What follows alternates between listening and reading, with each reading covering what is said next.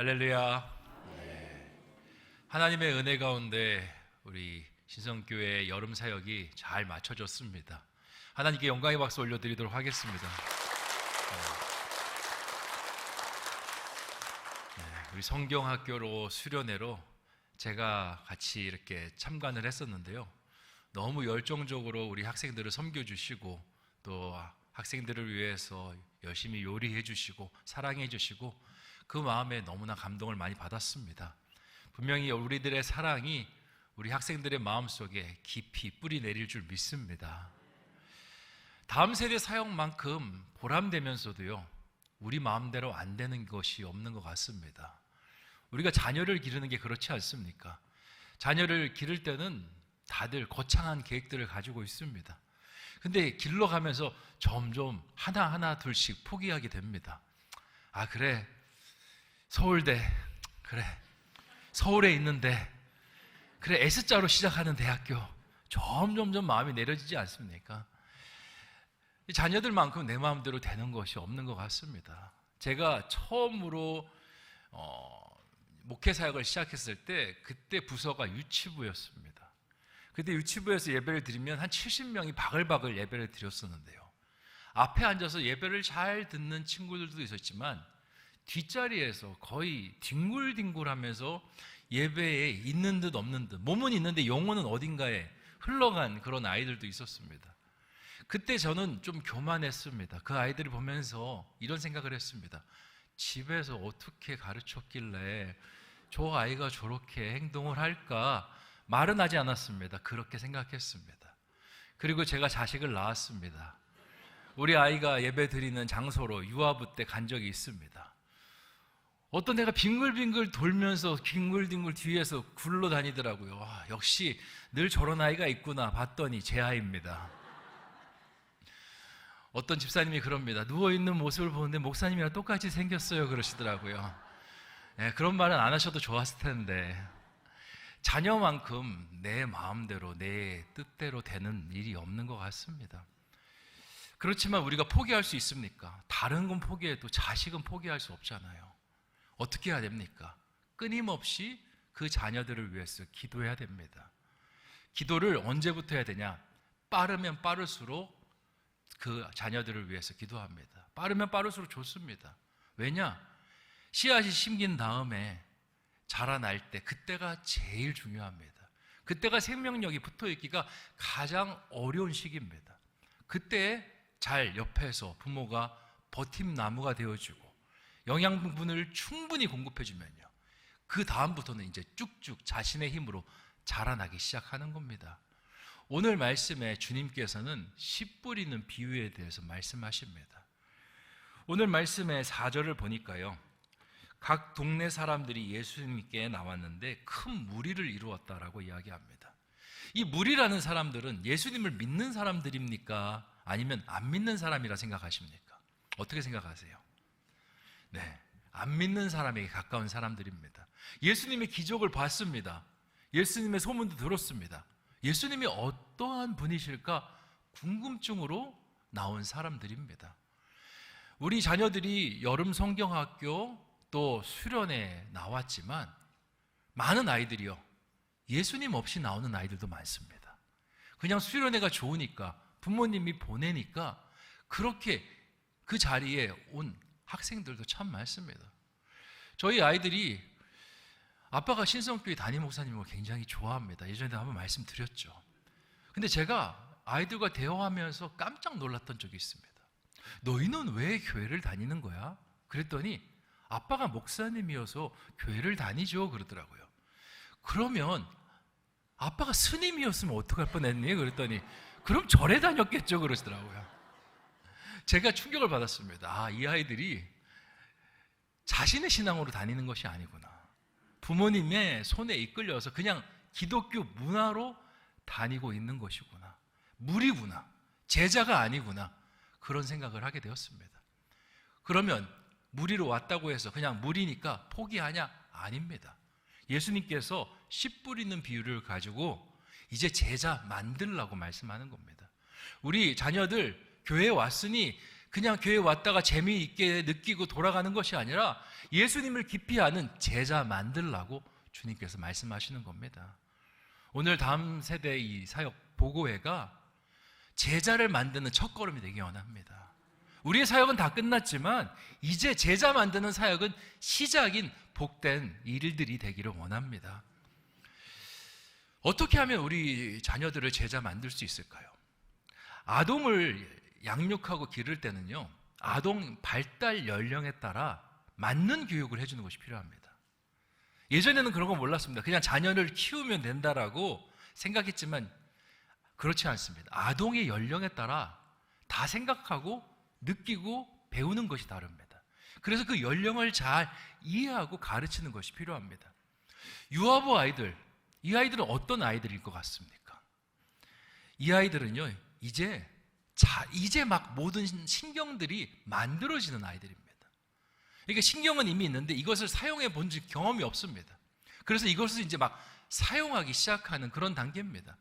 유아부 예배실을 한번 시간 되면 지나가 보십시오. 어떻게 아이들을 가르치는지. 애들이 만지고요, 냄새 맡고요, 그리고 듣고요, 눈으로 보고 그렇게 오감으로 아이들과 함께 뛰어놀면서 그렇게 말씀을 가르칩니다. 여기에 유아부 교사 선생님들 또 전도사님이 있는데, 유아부 교사 선생님들이랑 전도사님은요, 예수님을 말씀으로만 가르치지 않습니다. 직접 예수님이 됩니다.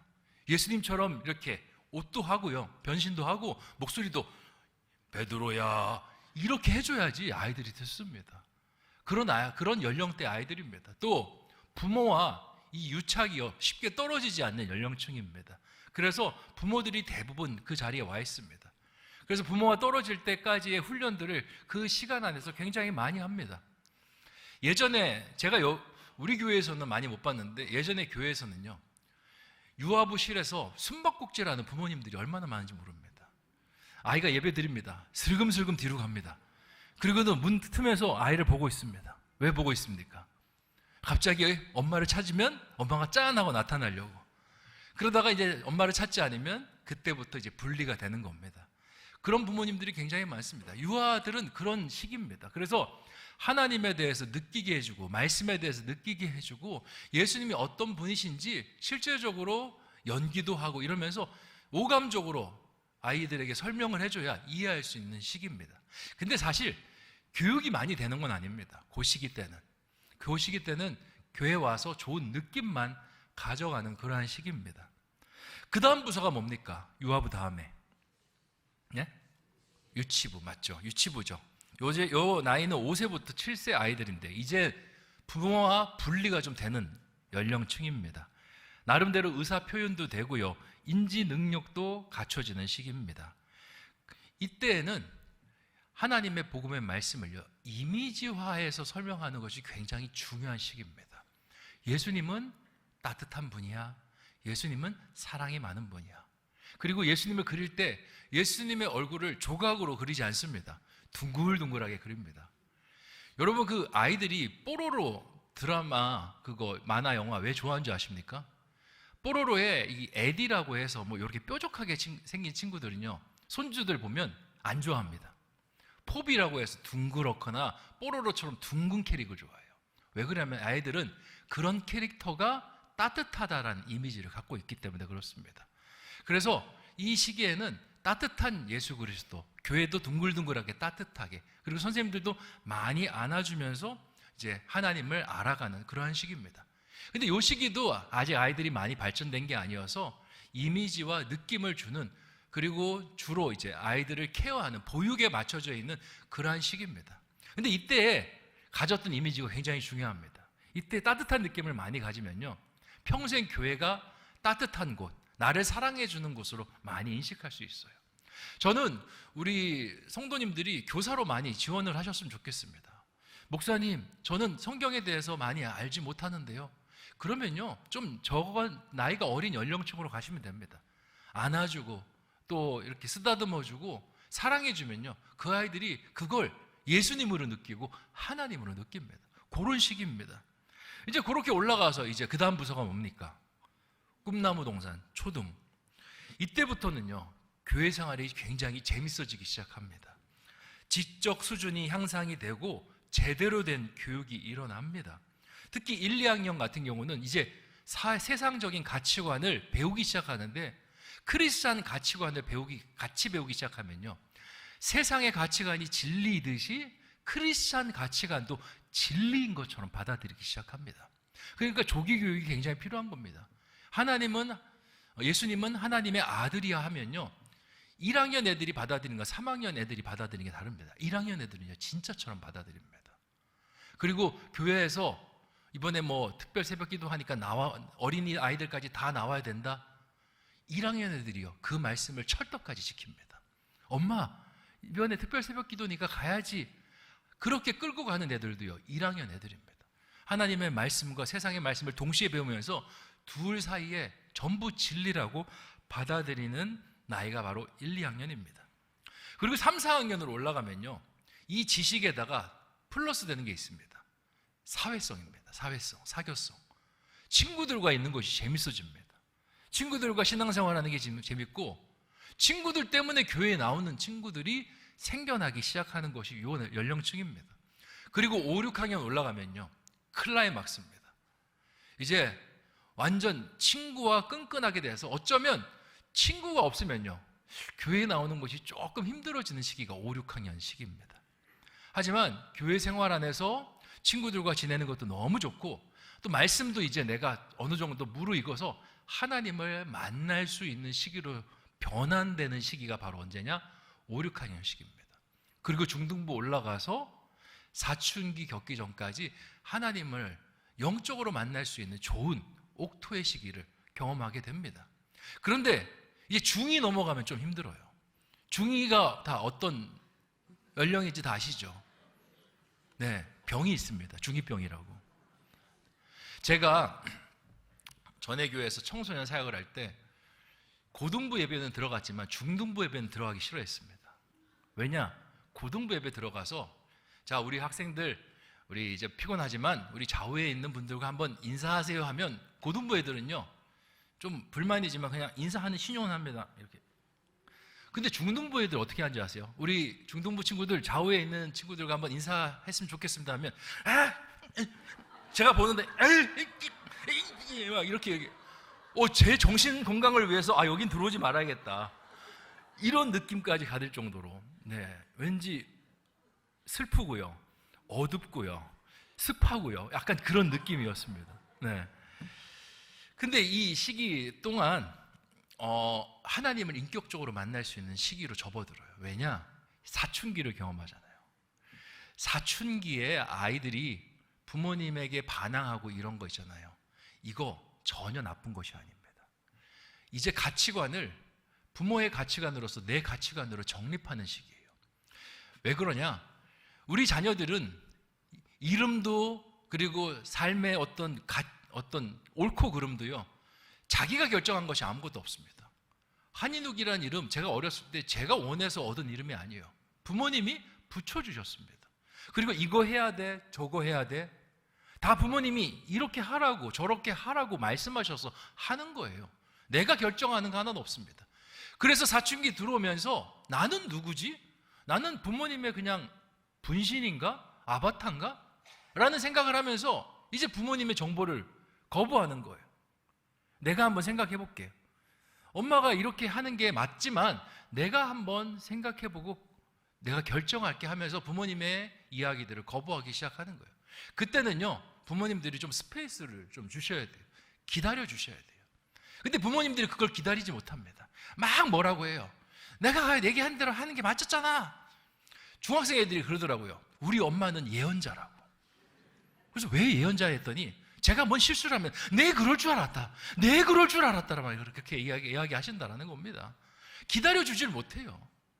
근데 기다려주면 그렇게 성장합니다. 근데 그 정신적인 변화 속에서 그렇게 일어나는 것뿐만 아니라 영적인 영역 안에서도 변화가 일어나요. 하나님 누구지? 부모님이 나에게 하나님을 가르쳤는데 내가 이 하나님을 만나보고 싶다라는 생각이 드는 나이가 바로 언제냐면 이 중등부의 시기입니다. 그리고 이제 고등부로 올라갑니다. 고등부는 분위기가 굉장히 좋습니다. 왜냐? 중등부에서 하나님 만난 친구들만 남습니다. 안 만난 친구들 다 사라져요. 그래서 고등부에는 몇 명 없는데 신앙이 자기들끼리 똘똘 뭉쳐 있습니다. 어느 교회나 그렇습니다. 다 사라져 있어요. 너무 안타깝습니다. 그래서 이제 그 아이들이 이제 대학을 들어가면 이제 청년부로 올라오고, 그렇지 못하면 이제 그냥 사라지는 경우들이 너무나 많습니다. 영아부부터 시작해서 고등부까지 쭉 올라가는데, 사실 신앙이 살아서 올라가는 친구들 그렇게 많지 않습니다. 한 30% 올라가면 많이 올라가는 겁니다. 너무나 안타까운 모습 아니겠습니까? 오늘 주님께서 말씀을 전하실 때 무리라는 사람들이 찾아왔습니다. 무리 중에 얼마나 제자가 되었을까요? 얼마 제자가 되지 않았습니다. 주님께서 왜 그렇게 모든 사람들 마음속에 말씀의 씨앗이 떨어졌는데, 그렇게 어떤 사람은 제자가 되고 제자가 되지 못하고, 그리고 제자가 되지 못한 사람들이 왜 이렇게 많은지에 대해서 오늘 씨 뿌리는 비유를 통해서 말씀을 설명합니다. 예수님은 4가지 종류의 씨를 뿌리는 형태를 이야기합니다. 첫 번째, 길가에 떨어진 씨앗입니다. 길가에 씨앗이 떨어지면 어떻게 됩니까? 새들이 와서 말씀에서 금방 쪼아 먹었다라고 기록을 하고 있습니다. 복음이 마음엔 들어왔는데요, 마음 깊숙이 들어가지 못하고 그냥 겉에서만 사라지는 형태를 이야기하고 있는 겁니다. 두 번째 모습이 뭡니까? 어디에 떨어졌습니까? 바위 위에. 바위 위에 떨어져서 이제 뿌리를 내리기는 하는데 뿌리가 깊지 못해서요, 금방 해가 떴을 때 말라버리는 형태의 그 믿음이 바로 바위 위에 떨어진 모습입니다. 세 번째 모습은요, 가시떨기 속에 떨어진 씨앗입니다. 나름대로 이 흙밭에 떨어져서 잘 뿌리도 내리고 줄기도 올라오는데 더 이상 자라지 않습니다. 왜 그렇습니까? 가시덤불이 막고 있기 때문에 그렇습니다. 그것이 성장을 저해해서 그대로 멈춰있는 신앙을 가시떨기 위에 떨어진 신앙이다라고 이야기합니다. 주님께서는 이 가시떨기를 이렇게 이야기합니다. 이생의 염려와 재물과 향락의 기운이 그를 가로막아서 그가 자라지 못한다라고 이야기합니다. 네 번째 모습이 어떤 모습입니까? 옥토에, 좋은 땅에 떨어진 씨앗입니다. 씨앗이 떨어지니까 30배, 60배, 100배의 결실을 맺고, 또 그것이 다시 퍼뜨려져서 많은 사람들에게 씨앗을 전하는, 복음을 전하는 귀한 열매가 되었습니다. 예수님께서 무리를 향해서 이 말씀을 하셨습니다. 그리고는 결론은 그겁니다.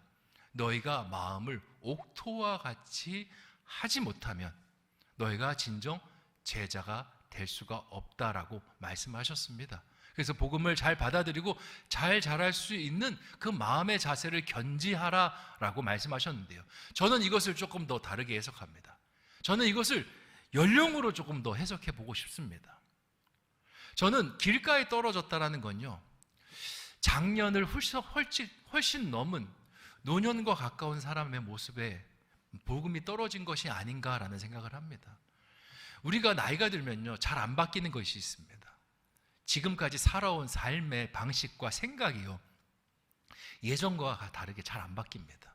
예전엔 누가 이렇게 이야기하면 유연하게 그것을 바꿔냈는데, 나이가 들어가면서 자신이 살아왔던 경험에다가 생각이 딱 붙으면서요, 쉽게 뭔가 바뀌지 않습니다. 아주 장년을 넘어서 노년들에게 복음이 들어간다는 것은 어쩌면 길가에 복음이 떨어지는 것이 아닌가라는 생각을 합니다. 우리가 교회에서 밖에 나가서 전도를 해보십시오. 전도를 그분들이 잘 받습니까? 우리 부모님에게 몸이 막 부셔지고 지금 막 병원에서 가망 없다라고 이야기를 해도요, 예수 그리스도에 대해서 이야기하면 예수의 예자하지도 얘기하지 말라라고 하시는 분들이 얼마나 많은지 모릅니다. 저는 임종 예배 때 너무나 많이 봤습니다. 임종 예배 때 어머니 그냥 목사님 하시는 말씀에 아멘만 하세요. 근데 입을 안 엽니다. 꾹 담고 있습니다. 너무 저는 안타깝더라고요. 목사님까지 와서 이제 아멘만 하면 되는데 입을 안 띄세요. 우리의 인생에서 고착화돼 버려서 더 이상 뚫고 들어갈 수 없는 그런 상태가 된 것이 어쩌면 이 나이가 많은 연령층이 아닌가라는 생각을 합니다.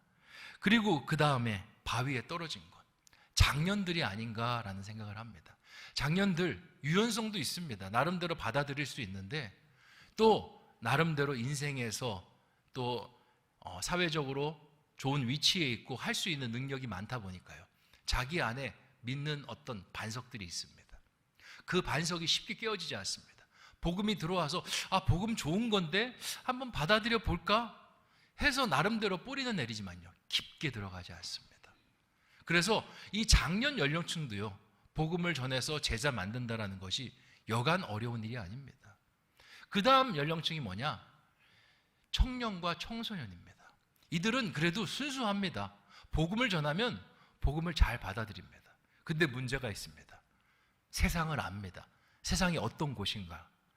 물질이 지배하고 그리고 어떤 명예와 권력이 세상을 흔들어 놓는다는 걸 잘 압니다. 그래서 복음은 받아들이는데 복음을 가지고 열매 맺는 데까지 가기가 참 어렵습니다.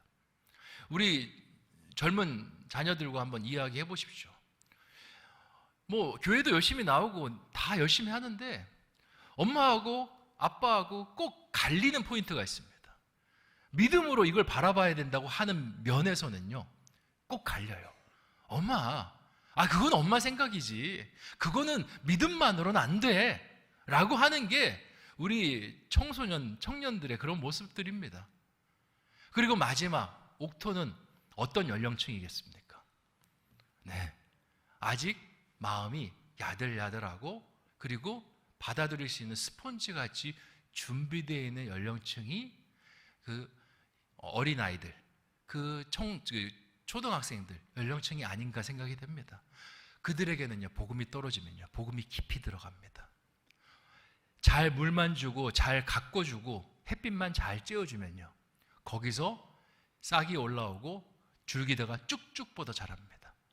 30배, 60배, 100배의 결실을 맺습니다.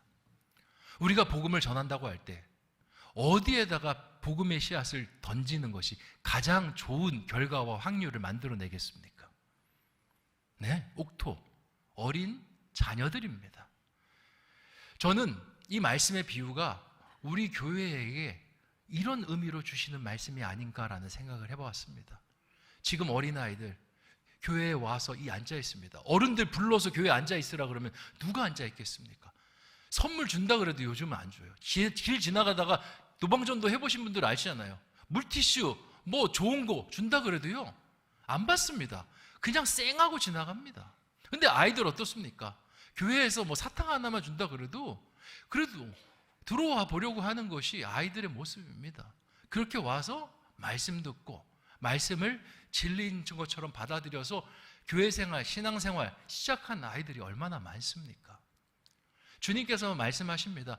제자 그 무리들에게는 너의 마음을 옥토와 같이 변화하는 것이 필요하다고 말씀하시고요, 이걸 또 제자들에게 들려주셨습니다.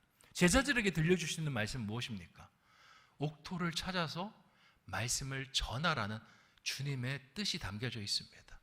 우리 옥토와 같은 우리 다음 세대들, 그들 가운데 복음이 잘 심겨질 수 있도록 그들을 위해 기도하고 우리 같이 헌신하는 분들을 격려하고, 그래서 우리 신성교회 안에 많은 복음의 씨앗들이 맺혀지는 그런 축복이 있기를 주님의 이름으로 축원드립니다.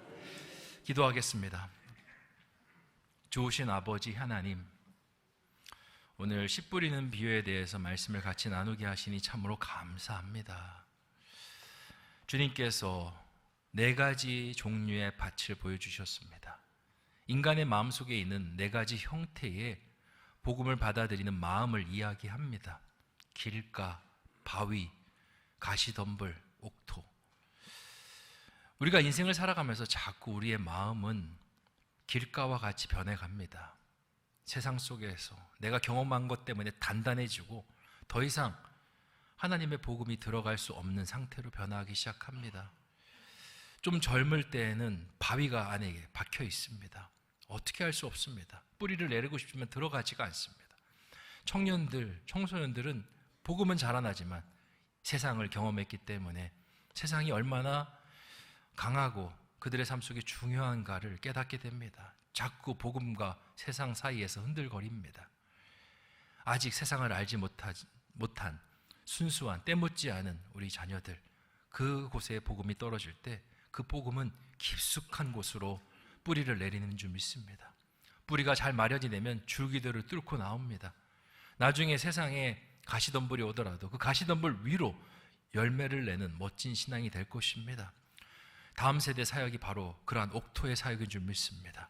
우리가 다음 세대를 위해서 더 기도하게 해주시고 그 마음판에 더 많은 씨앗을 뿌릴 수 있도록 노력하는 우리 신성의 교우들 될 수 있도록 주여 인도하여 주시옵소서. 그렇게 섬기는 우리 교사 선생님들을 축복하여 주시고 또 사역자들 가운데 함께하여 주시고 많은 열매를 함께 추수감사 때 하나님 앞에 영광으로 올려드릴 수 있는 우리 모두가 되게 하여 주시옵소서. 감사를 드리오며 모든 말씀 예수님의 이름으로 기도하옵나이다. 아멘.